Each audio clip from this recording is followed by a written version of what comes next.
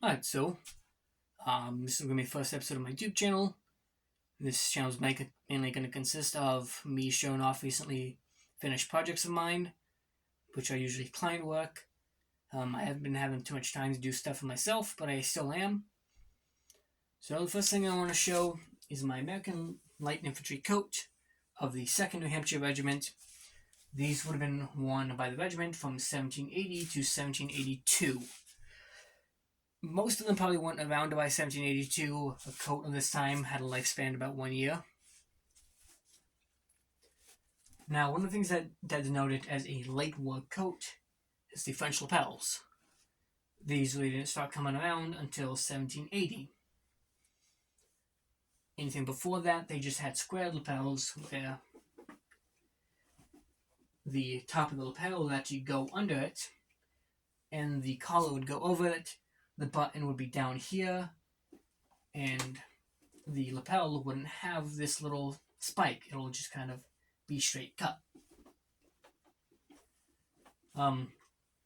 Misconceptions about this collar is that it's worn kind of on the side of the coat below the collar, in that it's worn below the collar as kind of I just showed you, but the actual coat should be worn, well, the actual collar should be worn on the side of the collar.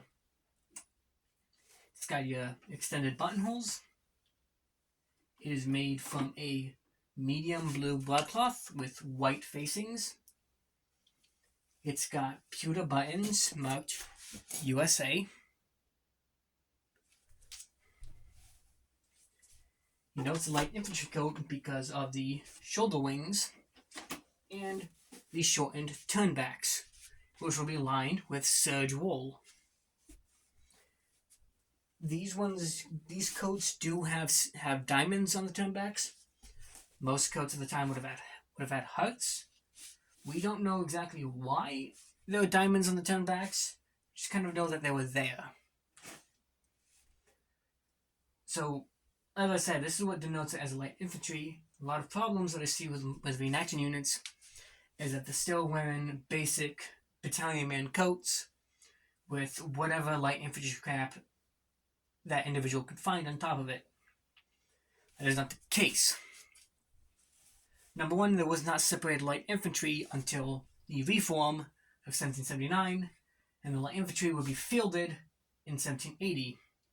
It was the 9th Company that would be turned into light infantry. Before that, pretty much the entire army acted as a light infantry, but 1780, every battalion had 1 company of it, like the British does. You have your pockets.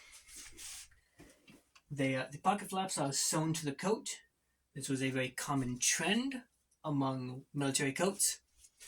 So they didn't have function pockets except for maybe one welted one on the inside of your turnbacks. This coat is not fully lined. Most coats probably wouldn't happen then. And you got the sleeves, which the cuff is a mix of a British coat cuff and French cuffs.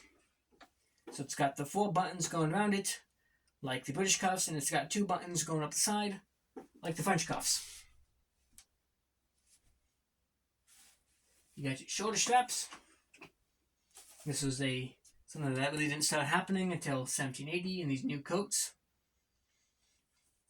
It's a common misconception that these themselves are used to identify rank when they weren't.